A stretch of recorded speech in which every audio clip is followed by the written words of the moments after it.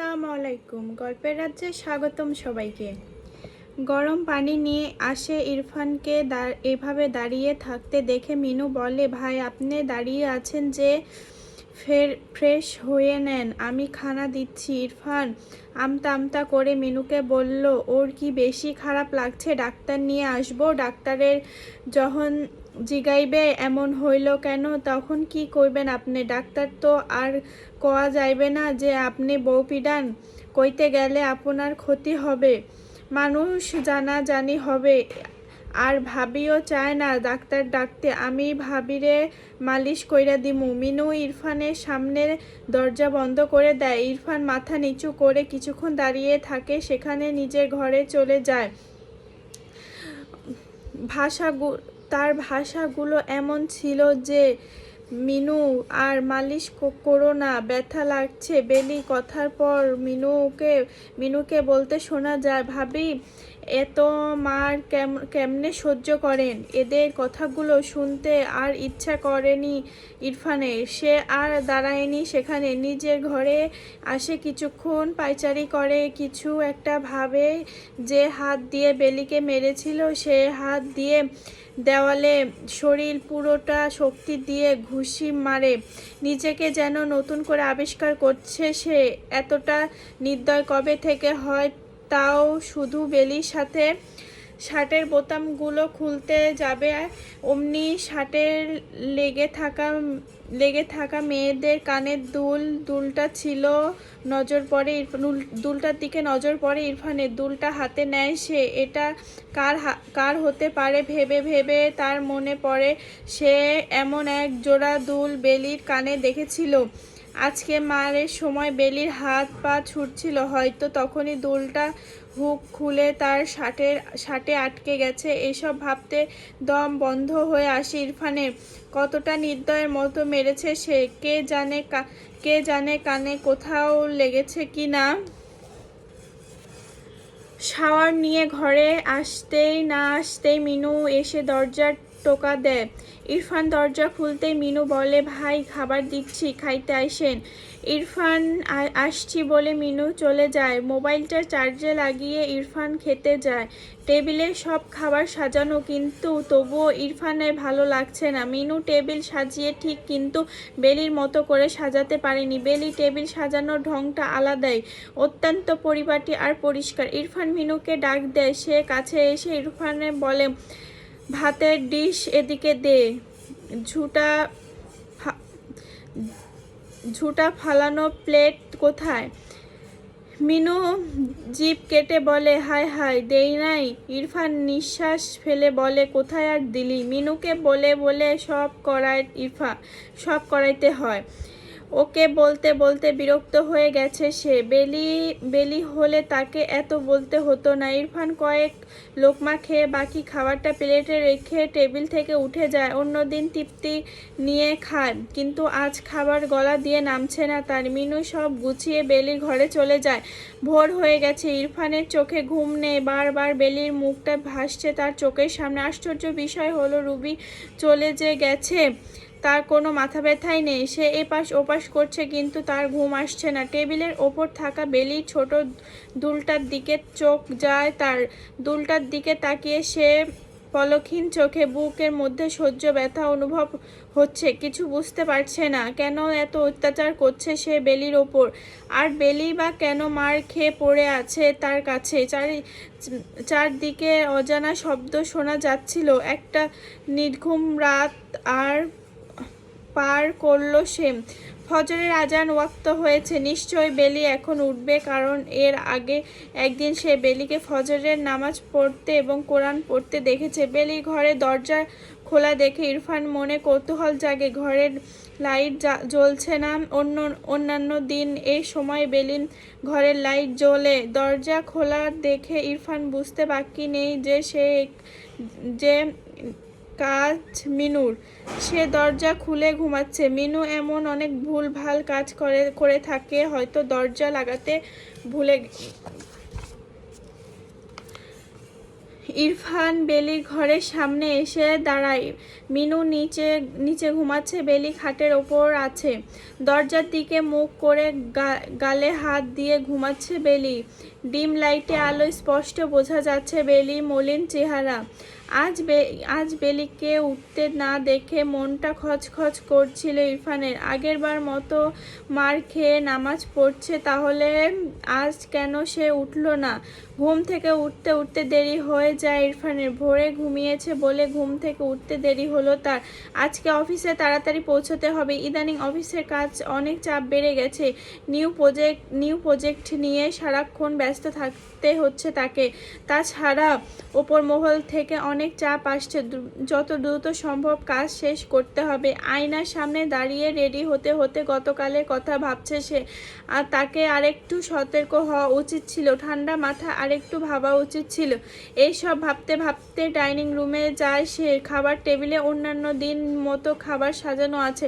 বুঝতে বাকি রইল না যে নাস্তা বেলি সাজিয়েছে। রান্নাঘরের দিকে হালকা উকি দিতেই দেখে বেলি কাজ করছে। পাশে মিনু দাঁড়িয়ে আছে। মিনু হাতে ইরফানের জন্য চা পাঠিয়ে বেলি নিজে আর সামনে আসেনি। ইরফানের বিনা বাক্যে নাস্তা করে বাসা ত্যাগ করে। আজ অফিসের বসের কাছে ঝাড়ি খেয়েছে ইরফান। হাউস বিল্ডিংয়ের প্রজেক্ট অনেক জরুরি তার জন্য, কারণ এর সঙ্গে জড়িয়ে আছে প্রমোশন। ব্যক্তিগত জীবনে বিদ্যাহত ইরফানের কাছে ঠিক মতো মন দিতে পারছে না, আর সেজন্যই এত সমস্যা সৃষ্টি হচ্ছে। বসে কেবিনে থেকে নিজে কেবিন এসে বসতেই আননোন নাম্বার থেকে কল আসলো। ইরফানের কল রিসিভ করে একজন ভদ্রমহিলা আঞ্চলিক টানে কণ্ঠ শুনতে পায়। হ্যালো। কণ্ঠস্বর অপরিচিত লাগার কারণে ইরফান হ্যালো কে বলছেন? আমি বেলির মা বলতেছিলাম। এই সময় বেলি মাকে একদম আশা করেনি সে। হঠাৎ বেলির মায়ের ফোন তাকে ভাবাচ্ছে। তিনি কোনোভাবেই কিছু জানতে পারেনি তো নিজেকে অভয় দিয়ে সে কথা বলা শুরু করে। আসসালামু আলাইকুম। ওয়ালাইকুম আসসালাম। ভালো আছি বাবা। জি ভালো আছি, আপনি ভালো আছেন? আছি ভালোই বাবা। আচ্ছা বাবা, বেলি ফুল কই? একটু কথা বলতাম। আমি তো অফিসে, ও বাসায় আছে। কিছুক্ষণ চুপ থেকে বেলির মা আবারও বলল, মাইয়াডারে কইলাম দুপুরে ফোন দিয়েছিল। জিগাইলাম কার ফোন দিছিস? বলল কোন দোকানদারের নাম্বার দিয়া নাকি ফোন দিছে। বাবা ওরে একটা ফোন কেইনা দিতা যদি। কতদিন হয় মাইয়াডারে দেহি না, মনডা আনচান করে। মাইয়াডারে লিয়া একটা ফোন থাকলে কথা বলতে পারতাম। বেলি মায়ের কথা শোনার পর বাকরুদ্ধ হয়ে যায় ইরফান। তার মানে গতকাল দুপুরে বেলি তার মায়ের সঙ্গে কথা বলছিল দোকানের নাম্বার থেকে। নিজের প্রতি ঘেন্না আরও গাঢ় হয়। শুধু রুবির কথার ওপর ভিত্তি করে যে যাচাই বাছাই না করে বেলিকে মারধর করেছে। অন্যদিকে মেয়ে জামাইকে চুপ থাকতে দেখে বেলির মা রাবেয়া বলে খানিকটা অস্থির বোধ করেছিল। আবার ইরফান জিজ্ঞাসা করলো, আমার নাম্বার পেলেন কোথায়? উত্তরে বেলির মা বলল, তোমার বাবা কাছ থেকে নিয়েছি। আর কিছুক্ষণ কথা বলার পর রাবেয়া বেগম ফোন রাখে। সমস্ত চিন্তা বাদ দিয়ে ইরফান কাজে মন দেয়। একা ঘরে যন্ত্রণা কাতর বেলি কাঁপিয়ে মরছে। বাসায় একটা ফোনও নেই যে ইরফানের ফোন দিবে মিনু। দিনের পুরোটা সময় এভাবেই কেটে যায় তাদের। রাত 8টায় ইরফান বাসায় আসে, দেখে মিনু মুখটা গম্ভীর করে রেখেছে। এই বাসায় দিন দিন যেন মিনুর অধিপত্য আরও বাড়ছে। মিনু একটা দিক হচ্ছে সে গরিব হতে পারে, অশিক্ষিত হতে পারে, খেটে খাওয়া, কিন্তু বারবার নির্ভয়ে অকপটে সত্যি কথা বলে। এবার সে এই হোক না হোক।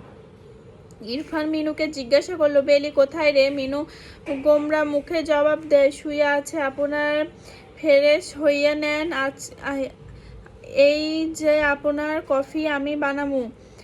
খারাপ হলে খেয়ে নিয়েন, বইকেন না। মিনুর মুখে উচ্চারণ কফির ইজ্জত মেরে দিচ্ছে। ইরফান মিনু ভুলের সংশোধন করে বলে, কফি না, উচ্চারণটা কফি হবে উচ্চারণ করা ঠিকঠাক মতো। মিনু মুখে তিক্ততার ভাব এনে বলে, সবই এক, আপনি বুঝলেই হবে, এত শুদ্ধ কইরা লাভ নাই। ইরফান কিছু বলার সুযোগ না দিয়ে মিনু রান্নাঘরে চলে যায়। সদর দরজা লাগিয়ে বেলি ঘরের দিকে হাঁটতে শুরু করে। ইরফান বিছানার উপর হয়ে শুয়ে থাকা বেলির মুখটা দেখা যাচ্ছে না, শরীরে ওড়না নেই। ইরফান ঘড়ি দেখে, অন্যদিন এই সময় বেলি নামাজ পড়ে, প্রায় দিনই বেলি এই সময় নামাজ পড়তে দেখতে পায় সে। আজকে বেলি যায় নামাজ না দেখে আবার অবাক হয় ইরফান। বেলি ঘুমোতে দেখতে হাতে ল্যাপটপের ব্যাগ নিয়ে হেলতে দুলতে নিজের ঘরের দিকে যায় সে। মিনিট 20 পর কফি হাতে ঘরে আসে মিনু, হাতে ছোট একটা কাগজটা ইরফানের দিকে এগিয়ে দিয়ে বলে, ভাবি এইটা আপনারে দিতে কইছে, আইসকাল লাগবে। আপনার বাসায় একটা ফোনও রাইখেন যান না যে আপনাকে ফোন দিমু, মানুষ মইরা গেলেও তো আপনার কাছে খবর পৌঁছানোর উপায় থাকবে না। ইরফান ভুকুচকে কাগজটা নিতে প্রশ্ন করে, কিসের কাগজ এটা? আমি তো জানি না। আপনার আয়না ভাবি দিয়া আসুন।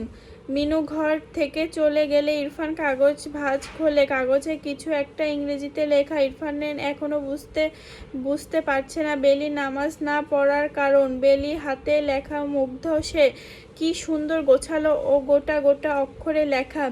ইরফান দেরি না করে ফার্মেসি উদ্দেশ্যে রওনা হয়। মোড়ের মাথায় থাকা ফার্মেসি থেকে প্রয়োজনীয় জিনিসগুলো কিনে বাসায় পৌঁছায় সে। মিনু তখন টিভিতে সিরিয়াল দেখতে ব্যস্ত। ইরফান সোজা বেলির ঘরে যায়। বেলি সে লজ্জায় তাকায়নি, সেটা বুঝতে সময় লাগেনি ইরফানের, ততটা বোকা নয় সে। জিনিসগুলো বিছানার ওপর রাখতে ইরফান বলে, তোমার জিনিসগুলো পাশাপাশি একটা হট ওয়াটার ব্যাগ নিয়ে এসেছি, গরম পানি দিয়ে ভাপ দিয়ে ব্যথা কমাবে। আমি আজ রাতে আর খাওয়া দাওয়া করব না। ইরফান বের হলে বেলি তাড়াতাড়ি উঠে ওয়াশরুমে যায়। ইরফান নিজের ঘরে এসে একটা কথায় ভাবতে থাকে, বেলি এত চুপচাপ স্বাভাবিক কেন? নাকি ওর কাছ থেকে দিনের পর দিন খারাপ ব্যবহার পেয়ে বেলি চুপচাপ হয়ে গেছে? বাবা হয়তো বেলির মধ্যে এমন কিছু দেখেছিল যার জন্য ওকে তার সাথে বেঁধে নিয়েছে, অথচ ঝোঁকের বশে করা তার ভুল পদক্ষেপ সবকিছু নষ্ট করে দিয়েছে। বেলির জীবনটা আজব পরিণত হয়েছে। আজকের ভিডিও এইটুকুই, ভালো লাগলে আপনারা কমেন্টে জানাবেন। ধন্যবাদ।